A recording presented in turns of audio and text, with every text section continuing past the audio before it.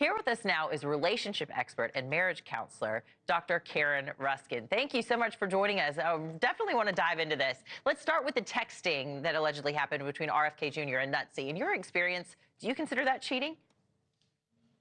So it's an interesting question. In my experience is based upon the communications of clientele. So really what I like to explain is cheating is more about the eye of the beholder rather than the actions themselves. Because you can interview and ask one person and they'll say, if my mate once in a while sends a sexy text, you know what, I don't care, no biggie, because that's an agreement that they have.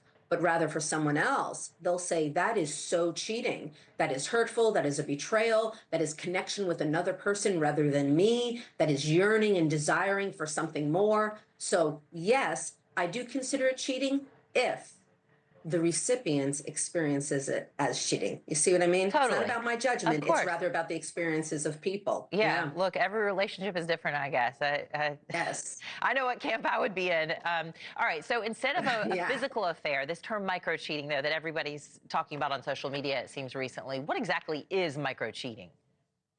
So think of micro cheating as these mini things that you do or say. So they're actions, behaviors, feelings, experiences, words, or pictures, right? It could be online, it could be in person, that you do that they can really be wiped aside. You can fluff it off as nothing. In fact, somebody else observing might not even see it as cheating. For example, you're at work and you hug somebody who you find attractive just a little too long to feel your body experience next to them. Well, someone else might think, oh, they just gave each other a hug. That's not cheating. With enough times of the particular behavior and or words, that then becomes a compilation. View it as a pileup. So micro to then a compilation becomes actual cheating. It could lead to actual cheating, and also that compilation itself can be experienced to get to the next level, or not the next level, but just the consistency of that action or actions over time leads you to have these feelings in connection to the other person. Therefore, you're in essence betraying the person that you're with, because you're expanding on, you're growing these feelings, either physically, emotionally, intellectually, or a combo platter of the trifecta of all three. Yeah, it's a slippery slope, and it would feel really rotten to be on the other end of it. What should you say? What's your advice to somebody who suspects their partner of micro cheating? Okay, thank you for asking.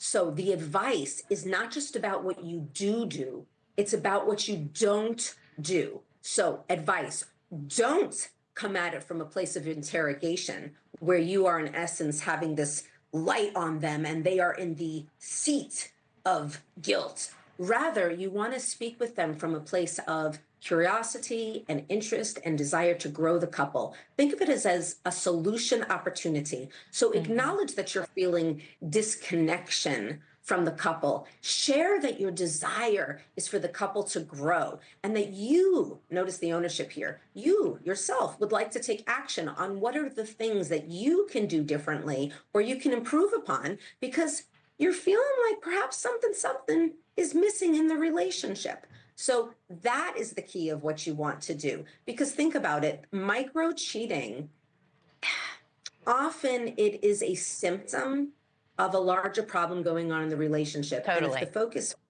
right? And if the focus becomes on the symptom and not on the underlying root issue, then the focus becomes on the symptom, not the underlying root issue. And you want to get the underlying root issue and start taking action on that, because if you make the improvements, then the behavior will cease to exist. Yeah.